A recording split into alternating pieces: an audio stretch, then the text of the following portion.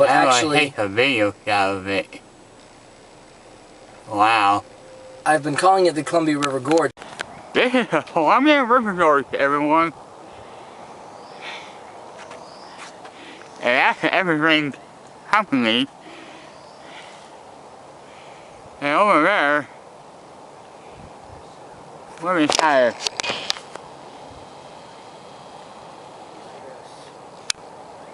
That's the bars right there.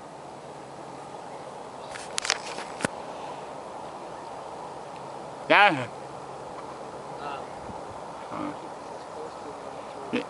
coming down the Columbia River is a barge. And the Cascades Mountains are beautiful.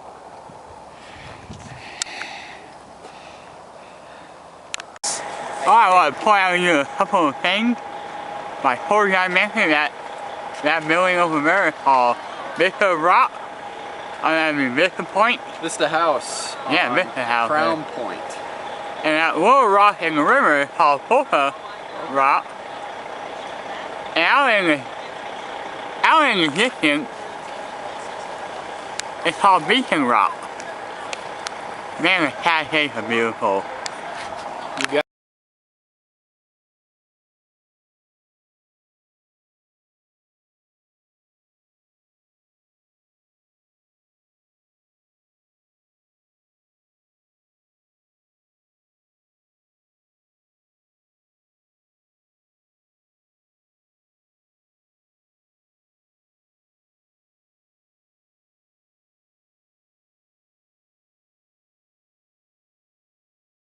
Oh, cool. So you can post a video of the road? Yeah. This is a short video. Gotta get low. We're running out of extra battery.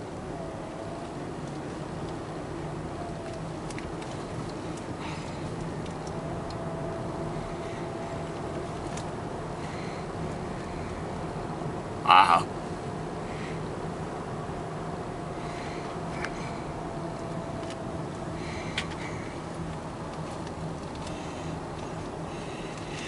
You know about a dam called Dalles Dam? yeah.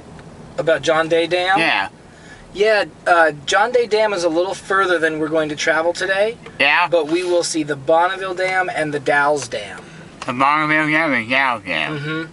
The John Day Dam, actually, I think we can see it in the distance. Ooh, waterfall. Yeah, we'll stop here for a couple minutes and do a little waterfall walk.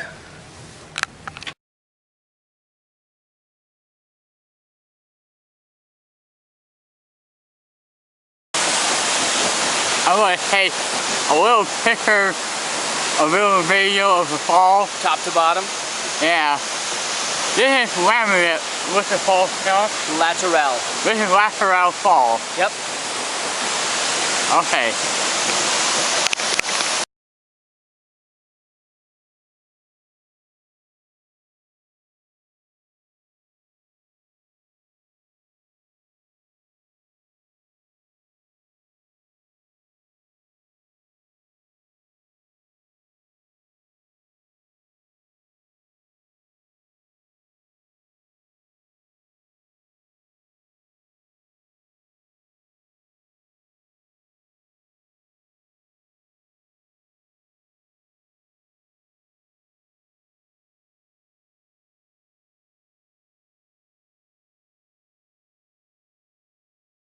This is Multnomah Falls here, and I think this is my most favorite waterfall of all time.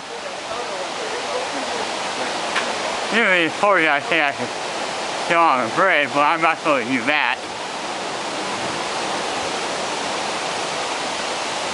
Battery low, but I have an extra battery for my camera.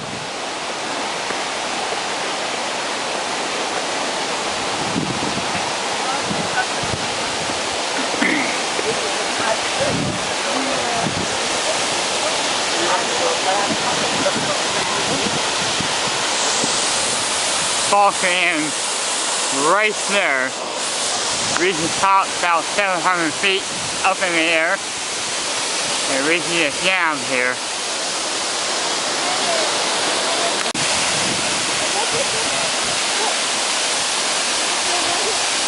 Oh, that's beautiful. Multnomah Falls, and that's the bridge right there.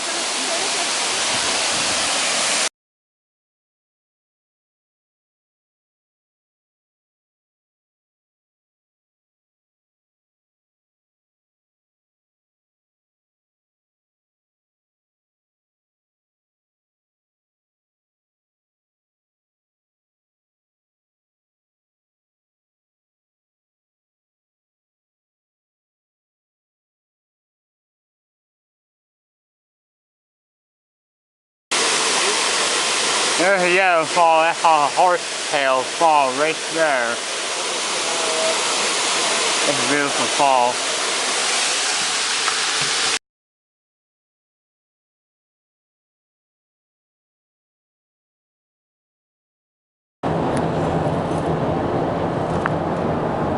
Bump. That's a new bridge, a new section of the historic highway that they're restoring on your right there, Eric. Yeah? They just rebuilt a bridge down that we passed across Moffett Creek. Wow. In the style of the original. It looks very good. A few years with the amount of rain that it gets through here, it'll have moss covering the posts. It'll look very authentic. I think Interstate 84 has a tunnel. It does, coming up pretty soon, actually. We're gonna go through it. Now this path, this road that Daniel's pointing out on your right, today, Yeah. it's not going to be a highway for cars. It's actually going to be a bicycle. Power line. It's actually a bicycle path. Oh, what's that called? Power line right there. Oh yeah. Very white power line. I gotta. It must have been McCord Creek. I think you're right. I think it's McCord. Actually, I think you're right. I think it's McCord. Bonneville Dam. Yeah, Eric, we're actually going to stop here because I think you're going to like this.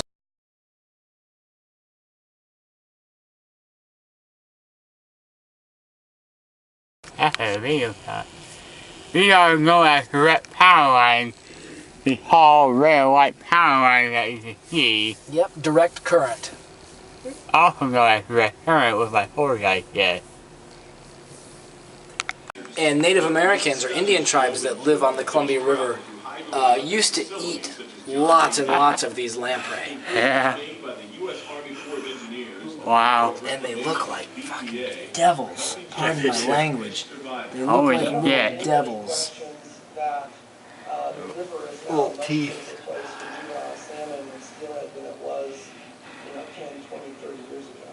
Are they bottom feeders, you know? This probably tells me. You tell me. I don't. This is the reason I gave that to you is because I don't. You know, it's one of those things I've learned a bunch of To make times. fish but I've passage never safe and effective, Right. NOAA scientists have issued Oh, what's known fish, as you a know. biological opinion. The so-called BIOP sets performance standard requirements for the federal Columbia River power system. The performance standards specify that 93 to 96% of juvenile salmon and steelhead, depending on the species, must survive as they migrate through federal dams on the lower Columbia and Snake River.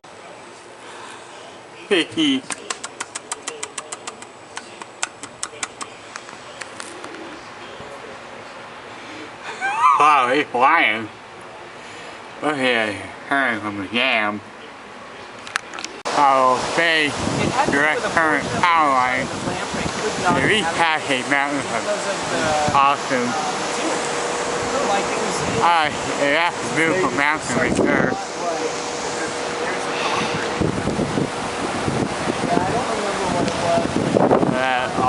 That's the city line.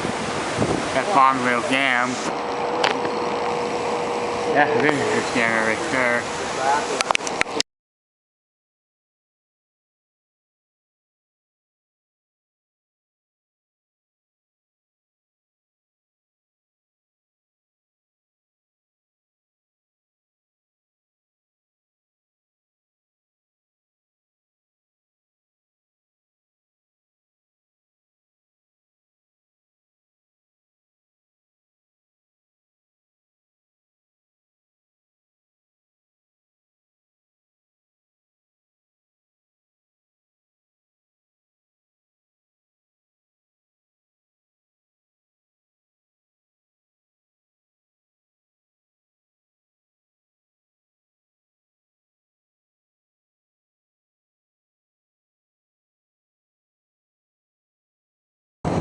Alright, we're coming up to the tunnel here.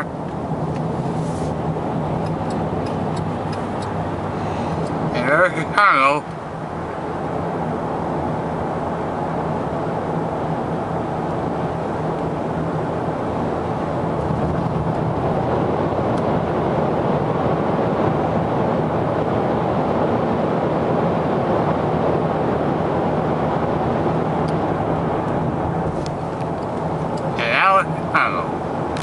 Which means lots of erosion still to come. Your best view of the landslides on Wind Mountain are on your left right now, and in about 10 to 15 seconds you're going to see evidence of landslides that came down on your right hand side.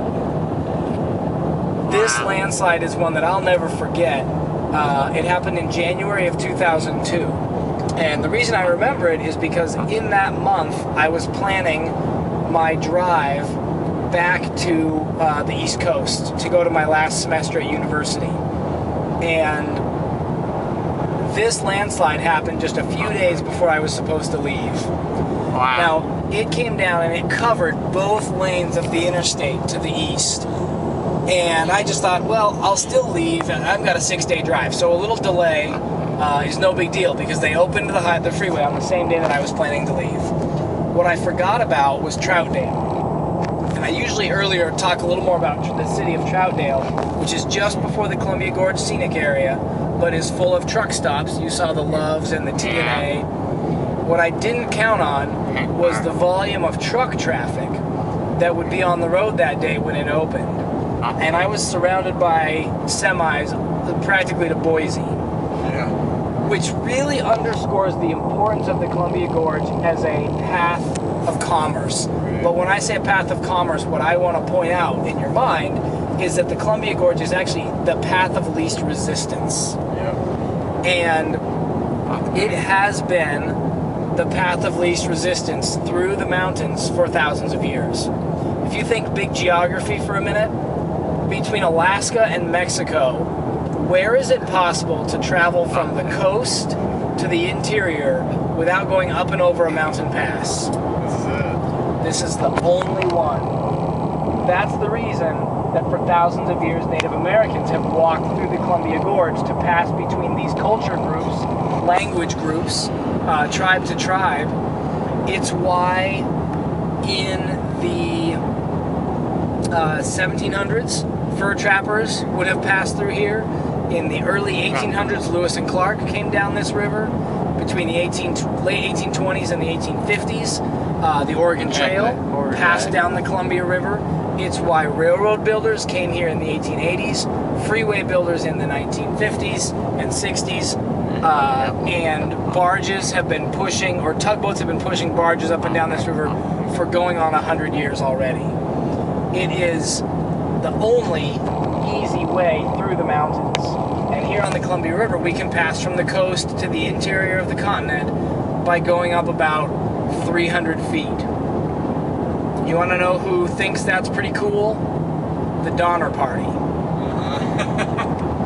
That's right. That clicks in, man, because people tried to go from the interior to the coast, and it cost them their lives. Right. When they chose to go up and over a mountain pass. Now, people died on our mountain passes around here as well, but they always had the option of coming down the Columbia Gorge, which is almost sea level and essentially a flat passage between two different worlds, right? And you can, whether you're talking about the physical environment, the topography, the weather, the cultural environment, it matters. For Native Americans, it would have been a major culture.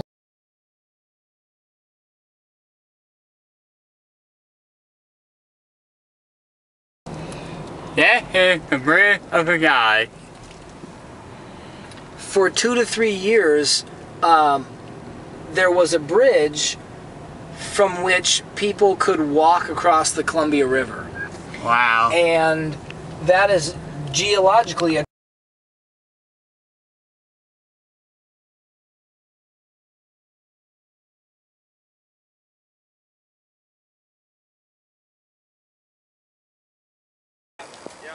That's the highest mountain in Portland, Oregon, Mount Hood.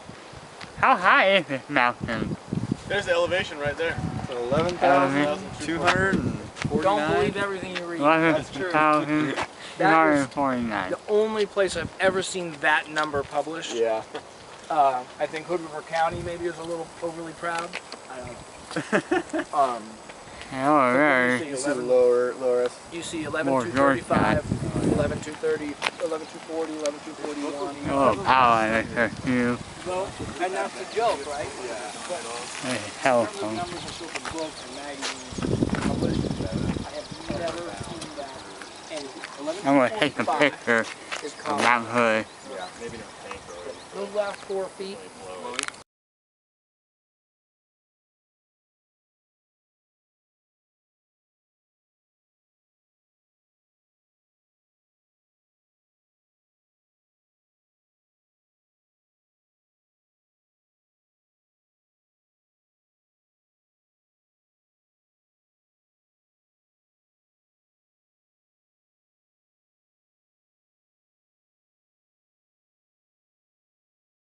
Cliff. Okay. Like the difference between a high and a low, that's an escarpment. Okay.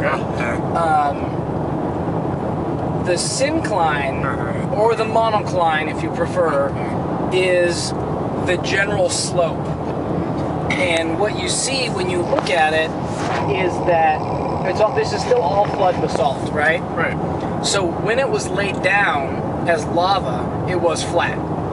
And it is still the same plane, Of course, yeah. but it is no longer flat. Is that local fault activity?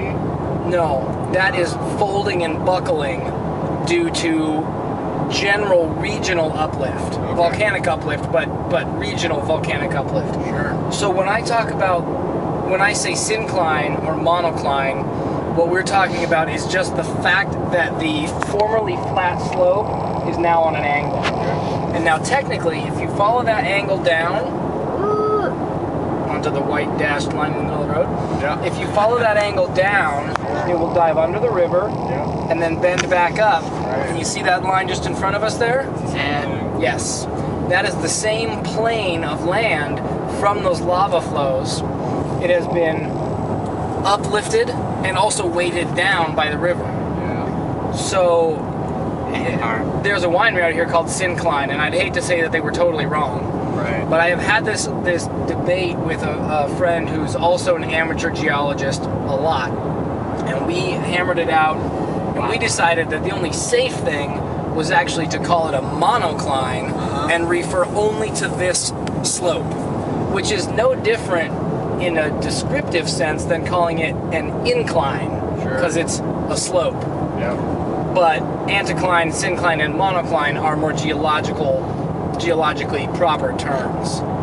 The way I remember it, an anticline, if you included this slope and the under and the up, so the downward bend, that's an anticline. Okay. And the reverse is a syncline. So which is it? Because you can be pretty sure there's a syncline on the other side of every. right. Okay, That's right. it's a spectrum-y kind of thing, if you will. It's real cool. I love it. That's my favorite hike in the gorge. Yeah, is it? Yeah. I've been You told they're visit going to close part of the trail, which will ruin my... No kidding. The part that goes through the oak savanna, the oak woodland, Yep. is apparently, and by hiking it I can tell you, abused by cyclists. And they've built all kinds of little renegade trails back there. Yep. I love that. You hike through the oak forest, you go up into an Douglas fir forest, and then you cross the escarpment without climbing it. You just get above it, you walk across the top, you pop out on the wind-exposed side, and you walk down in a totally barren, exposed landscape. Yeah, yeah. It's my favorite hike because it's got 3 totally different ecosystems in about 6 hours. And it Right. doesn't have to take you that long. That's just... Yeah, yeah. I've been up there with some pretty leisurely hiking friends. This is a cool little highlight to the drive. I don't know if you've noticed it, but it is the Porsche Museum Wow. and ice cream stand. Yeah. The guy who owns it actually parts out old Porsches. Like he sells bumpers and doors and windscreens and whatever else. So there's a business behind it, but the showroom of what used to be an auto body shop has like one or two old cars and a bunch of old James Dean and Elvis Presley t-shirts and posters and that kind of thing. Some of them are for sale. Mostly it's just sort of a walkthrough to have fun. I think the guy just enjoys what he's doing there. Yeah.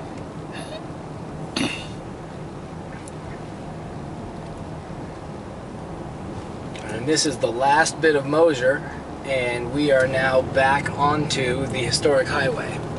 And this will get fun and windy and curvy again in just a couple of minutes. And as we make this transition, the landscape is completely changed. This is really, to me, as soon as you pass Mosier, is where it really turns over, and you're done with big leaf maples officially. Yeah. Like the last one might have been 100 yards behind us. Right. You should be done with big leaf maples. There can still be some cottonwood where there's a lot of water, but you should be done with red alder. You should be done with maybe not quite Doug fir, but definitely done with red cedar, done with hemlock, and it's just it's a total changeover. And for me, this is the stretch of the drive where that changeover is complete. Especially this time of year when the grass is already browning up. Yep.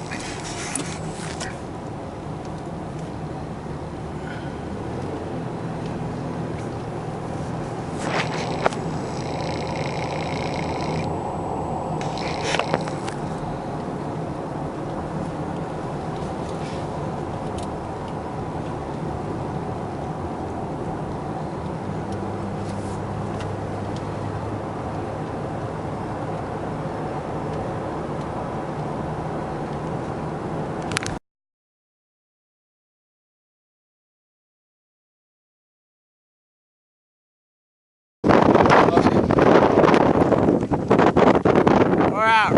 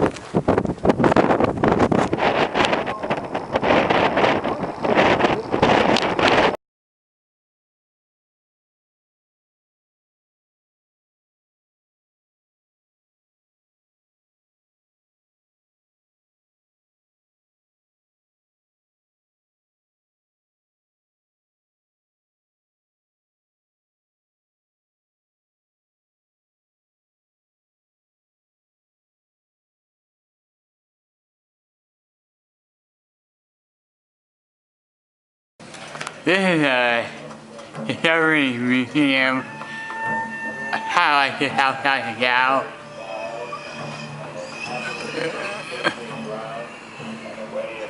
On the River.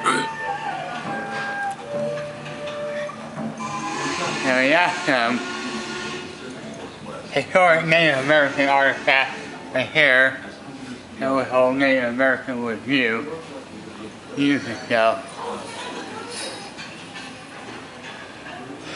The Indian signature right there. Right here is the Dalles.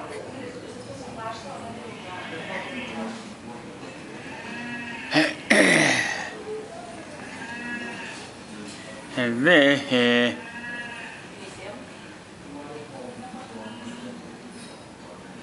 Keller from Park Oregon Trail. I don't know. Maybe stand in front of the little house and I'll try it again. I'm losing battle. Yeah.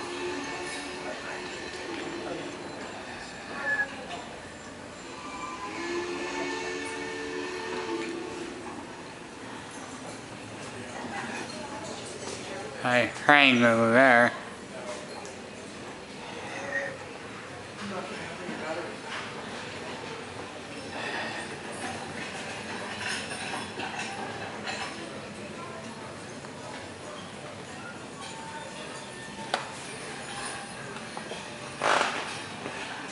fruit and vegetables. All nice and stuff.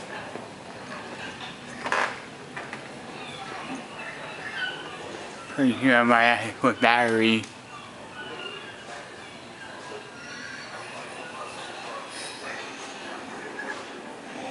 Having trouble over the old gate-post for sure.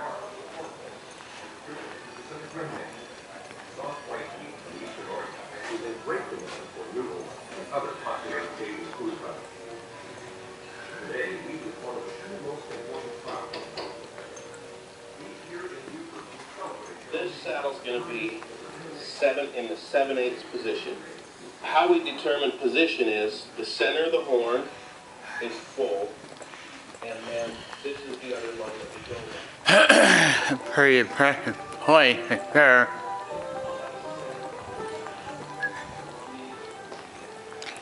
That must be the History Museum right there. There's some old rifles and stuff.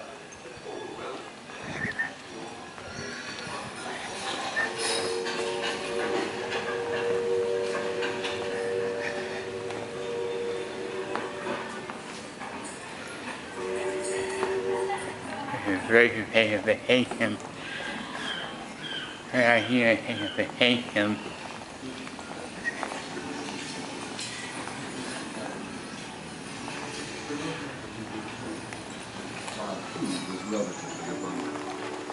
A mainstay of the Indians' diet, and in some locations the single most important food was salmon, the fish that There's the outside.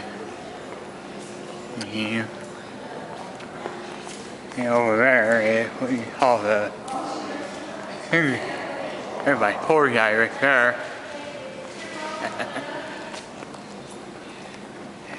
That's some interesting stuff there. It is. That's where I'd go in next if I were you. Yeah. Yeah, it's got old silver history, like old pans and stuff. There were like old rifles as well.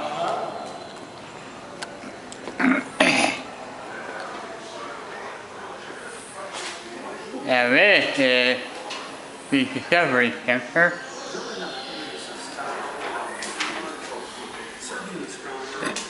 And it's 72 Tiger. 72 Cat, they call it. Ice age stuff. Oh, old ice age stuff as well. The giant short face bear. And that's a skeleton right there over there.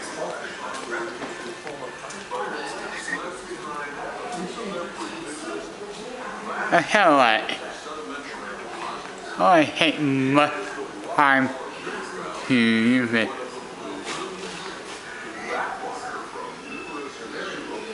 The Columbia River, when the ice melted in the ice age, it created a river or so. And that's what you call it. The Columbia River is one of it. Or every river as well that was melted from the ice age.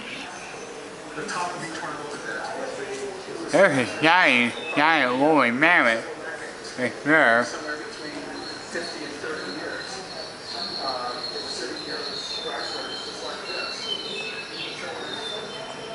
Oh, look in there. A little beaver tail. What's crawling in here?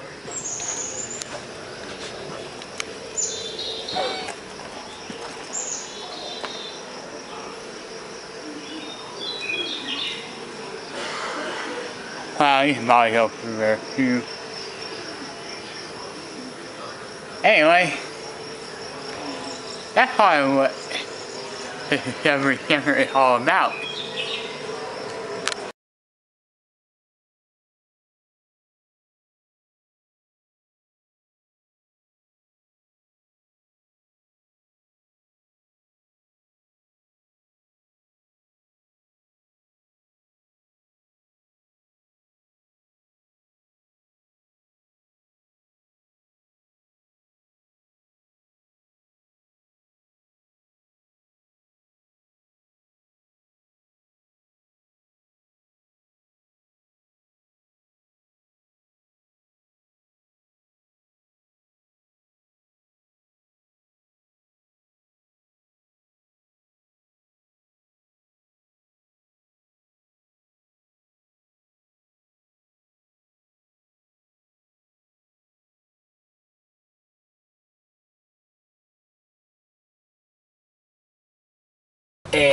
maraschino cherry.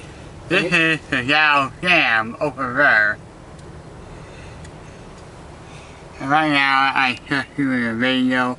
I want to take one picture of it. Alaskans who were involved in the gold rush. That's not going to help. There was an Indian man who died in, I think, the 1880s, so maybe it's only 130 years old. He died in the 1880s and then reawoke at his wake. And then it.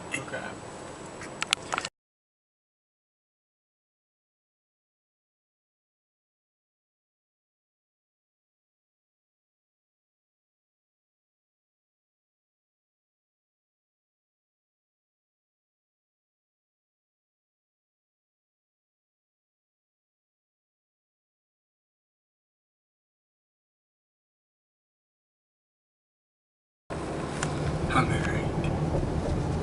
Okay, now we're crossing the Dalles Dam. Also, all of these little islands in the river, these actually do predate. These are not smaller islands. These have been here since before the dam, and if you just expand this little bit of rocky islands that you see across the river, you have what the river looked like in the past. This is an area that was called the Dalles, which is a French term that means a lot of different things, but what it can mean is something along the lines of rain gutter or flat rock, and that refers also. Mount Hood is to your left and beautiful, and that refers to these low flat rocks in the river where fishermen could just stand out on them and fish. There are some other theories about it, but I think that's the best one. Is that Les Dalles are the flat rocks. Some people would call them flagstones if you were doing yard work. Look at all those platforms on your left. And those low flat rocks that we just drove over look a bit like flagstones. So that's probably where the name the Dalles came from. There's there's a barge in the navigation lock. Wow. And to make things even more interesting, that was a juvenile fish transport barge. You know what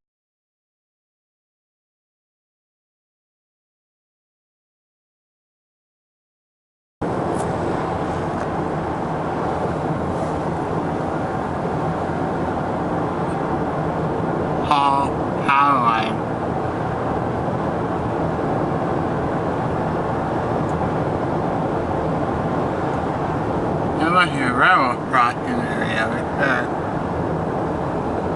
I see a bridge.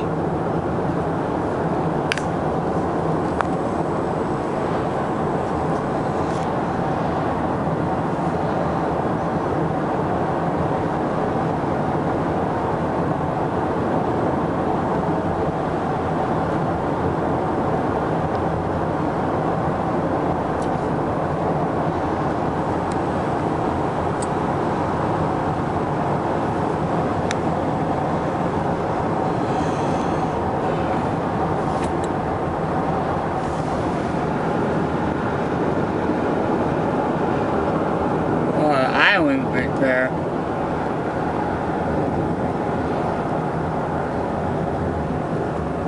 There's a railroad below us. Ooh, a train. So that island is probably one of, you've seen this on maps, called Memaloose Island. There are quite a few different places called Memaloose Island because Memaloose just means dead. Or it means in the native language, Memaloose Island means island of the dead. And any island that was a burial ground pretty much has that name on it. And anytime you see a big island out there, there's a pretty good chance there's a native burial ground on that land. Yeah. Now we're getting into the irrigated stuff. Irrigated? Yep, they pump water right out of the river to water their orchards here, their vineyards and orchards. Yeah.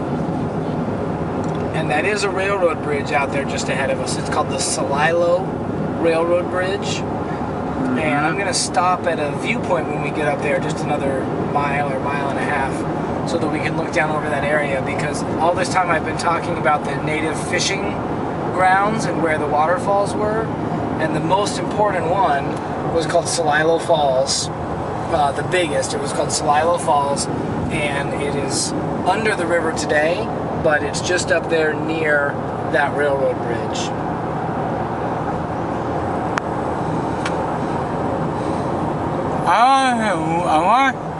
You know what red and white power lines indicate? I think that red and white means direct current Direct current? instead of alternating current, but it could also just mean high voltage. High voltage? Yeah, because there's a lot of electricity in these, in the lines in this region. Yeah.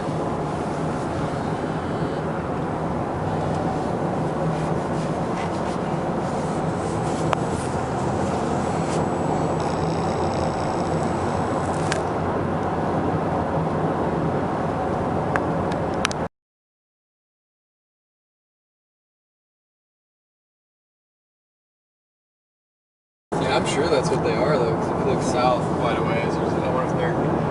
Oh shoot, I know what I forgot. What is what? I forgot the pass to go into this park. We can usually go in anyway, but it's a matter of making it look right. You're right.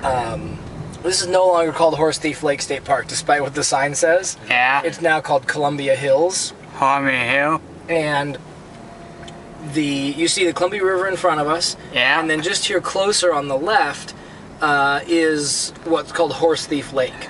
Wow. And the park is here because there's a boat ramp, and that's really where they're interested in protecting. But this is an area that used to be called Petroglyph Canyon.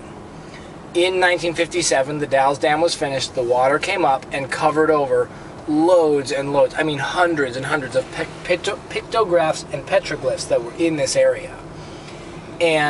But before that happened, the Army Corps of Engineers pulled a number of them out of the rock.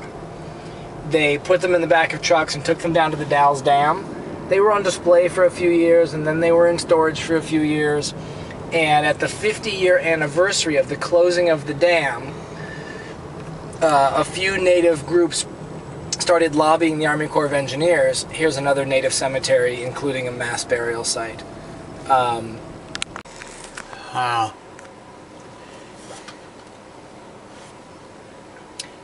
See the walking trail on your right? Yeah. See the petroglyphs right behind it? Looks like they expanded on the walking trail there. Yeah, that little circle up at the top is kind of new.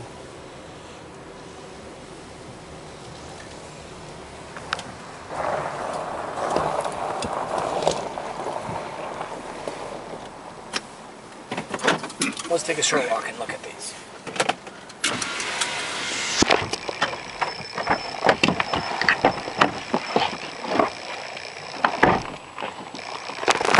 There's a mark. Oh yeah, smiley face on it.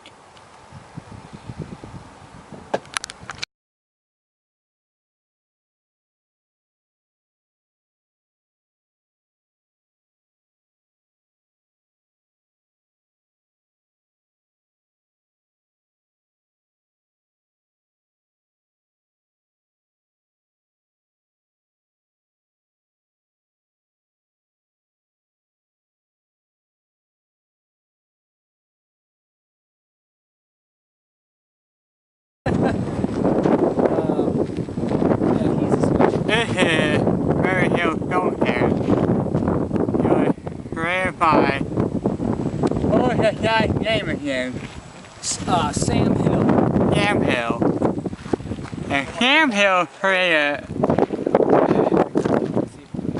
a bunch of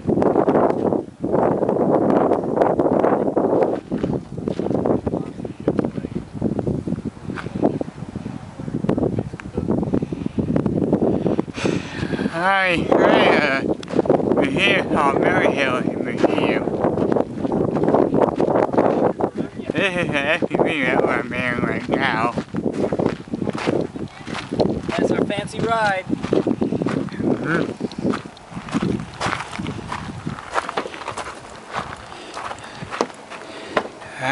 I am.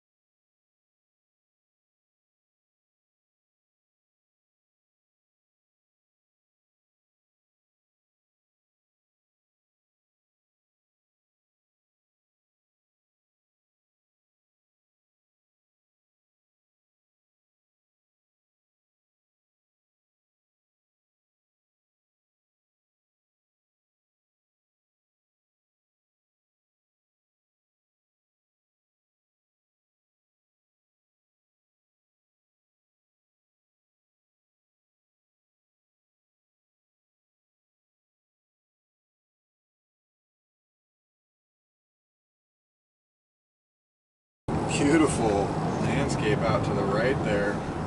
Something about that way the waves are shimmering and Mount Hood. You've got the cliffs there on Miller Island. Miller Island. Yep.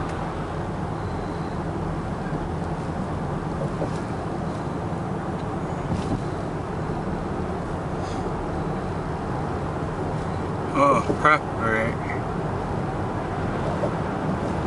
A truss bridge, yes it is.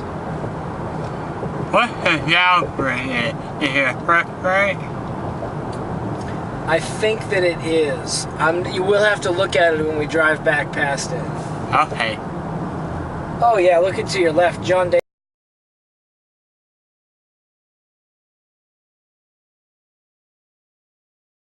These grassy, marshy islands in the Columbia River. I used to see pelicans near a lot of these.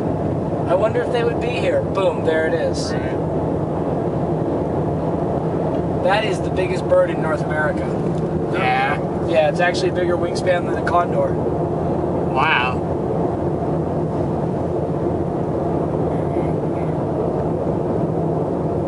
So say the guidebooks. Right. By like 2 inches. So let's not get too. This is Columbia Dam. I've always got a part of the tour. I just wanted to see it just one time. And after that, I'm going to head back east or so. Get back to the hotel. And this is, and I feel like kind of interested to see these kind of power lines here now. Have a lot of interest or so. And like I said, really white power line will follow on known as direct current.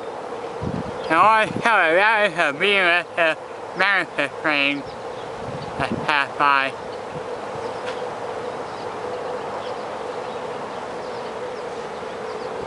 There's Columbia Dam. And we're under some wires right now. Yeah. Those are power lines.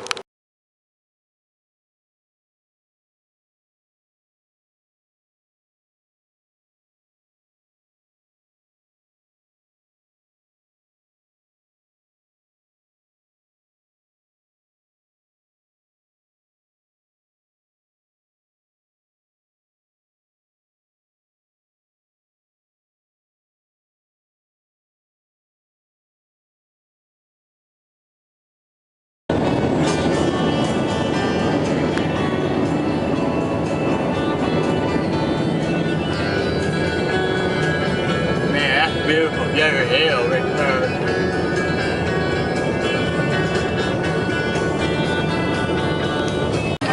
It's old. I know where I'm getting that number and it's wrong. It's a decades-old lawsuit over the mismanagement of Indian mining rights. Because the Indians owned in trust the mineral rights to all their lands.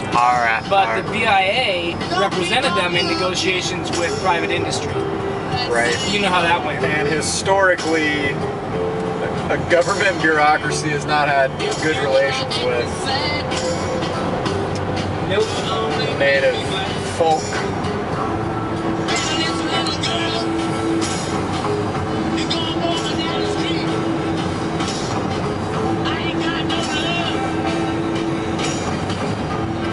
Now, to the extent that you've had conversations with Indians, do they prefer being called Indians or Native Americans, or they have a preference at all? I mean, is it...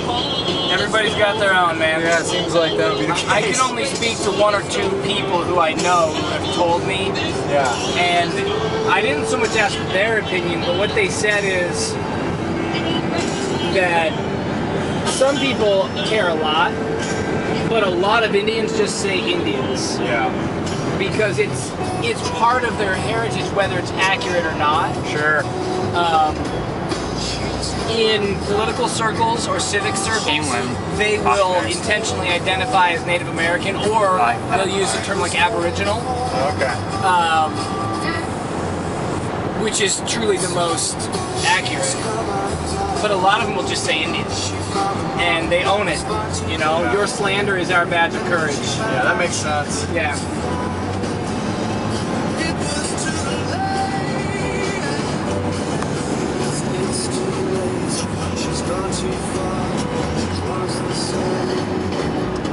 Funny, all these little sand pockets up here to our left. Seems like wind deposited in these little eddies. In the 50s, this freeway was notorious for having sand dunes accumulate on it until Department of Transportation or Highway Department started seeding the hillside. Oh, no way. So it could be more desert than. Here we go, back to Dalles Dam, everyone. I am impressed. Before you got Jeff, and what's your name? Daniel. Daniel. They cannot disappoint me. I will recommend Evergreen Port Company to anyone.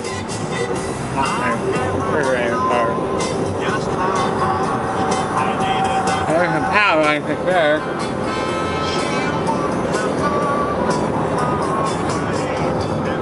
So we're going to head back to Cascade Mountain. That's bridge we crossed before, Dalles Bridge.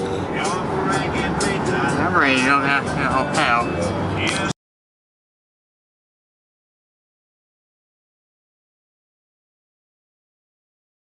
Go read a book that was 300 pages all about the gold rush. Right. Like, I've got that story down from the 30-page summary I read from the National Park Service. Right.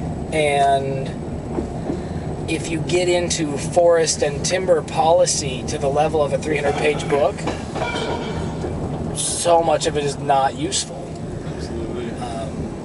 And then I got reinvigorated at the national park because I needed to get in much more local detail.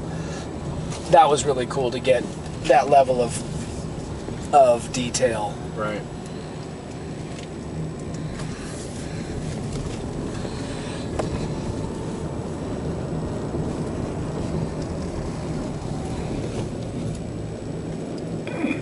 So this has been the Bonneville Dam. Wow. And we'll get back on the freeway in just a minute and head out towards Hood River. Why would I bring my battery charger with me? Why I have two battery packs with me?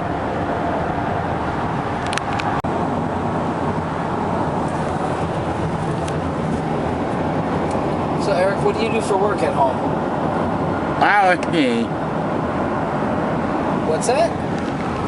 Marks a mass grave where ancient native remains were deposited after they were brought up in the 1950s. Washer fluid low. Yeah. It just knows everything, doesn't it? I know, right? We will actually have to work on that since we have this thing for a month. Right.